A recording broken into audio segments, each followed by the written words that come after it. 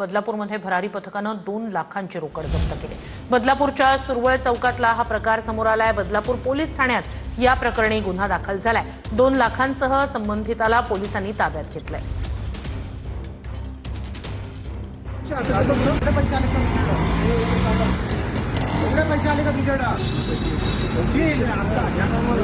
सकाळ सकाळ तुला घेऊन चालला का पैसे?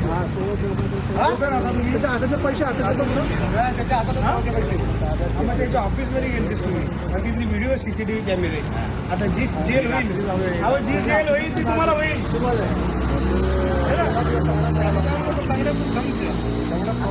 काय कागद घ्या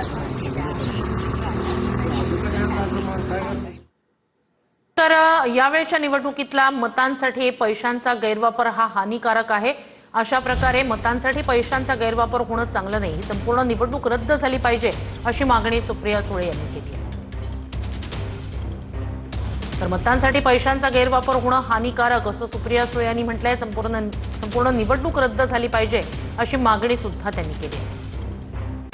या कशा गेल्या माहिती नाही, पण एका गोष्टीचं वारंवार चित्र दिसतंय की ह्या इलेक्शनमध्ये पैशाचा जो गैरवापर मतांसाठी होतोय हे हानिकारक आहे, हे चुकीचं आहे।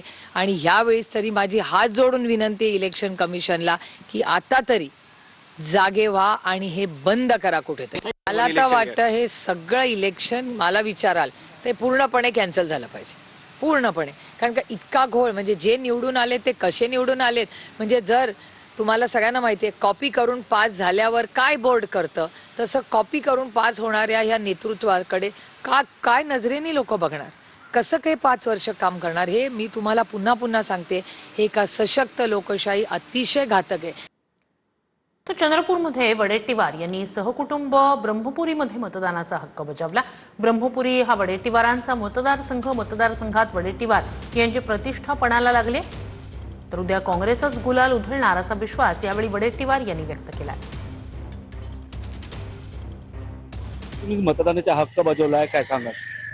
नाही, यामध्ये ब्रह्मपुरी नगर परिषदेमध्ये काँग्रेसला प्रचंड बहुमत मिळेल। 23च्या 23 नगर परिषद जागा आम्ही जिंकत आहोत। कुठेतरी पैसे वाटपची घटना समोर येत आहे, ईव्हीएम मध्ये बिघाडाची घटना समोर येत आहे। बऱ्याच ठिकाणी घाईनी केल्यामुळे ईव्हीएम मशीनमध्ये बिघाड आहे।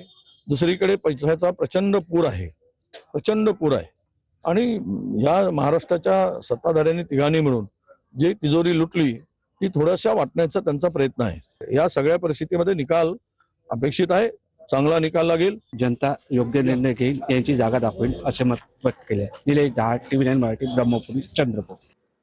तर अहिल्यानगरच्या राहाता पालिकेत मोठा गोंधळ झाला। ईव्हीएम मशीन बदलल्यानं उमेदवारांसह कार्यकर्तेही आक्रमक झाले। राहाता पालिकेतील काही वॉर्डसाठीचे ईव्हीएम बदलल्यानं मोठा गोंधळ दिसून आला।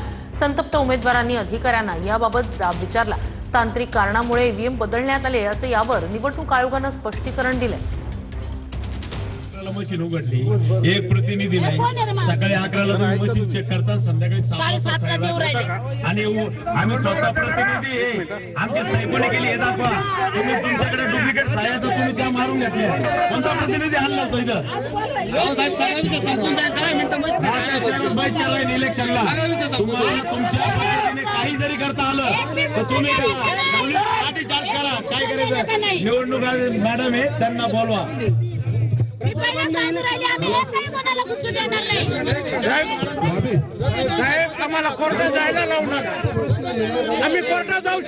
उद्या झाली पाहिजे या मताचा मी एवढ्या करता आहे की 21 दिवस म्हणल्यावर एकतर ईव्हीएमच्या बाबतीत शंका संपूर्ण देशाला आहे, आम्हाला आहे। हे काही करू शकतात। कालच राहत्याला जो गोंधळ घातला गेला, ईव्हीएम बदल करण्यात आले, म्हणजे एक ईव्हीएम दाखवले नंतर दुसरे ईव्हीएम ते ठेवण्यात आले। हे लोकांनी ओळखलं, तिथं लोक साधी माणसं आहेत, प्रचंड मोठ्या सत्तेच्या विरुद्ध लढणारी साधी माणसं, तिथं त्यांनी ते भांडण केलं। हे जे दिसतंय ना, याच्यामुळे पुन्हा 20 दिवस आम्ही ते राखण कोणी करायचं, कसं करायचं, या सगळ्या गोष्टीचं आम्हाला काळजी वाटते।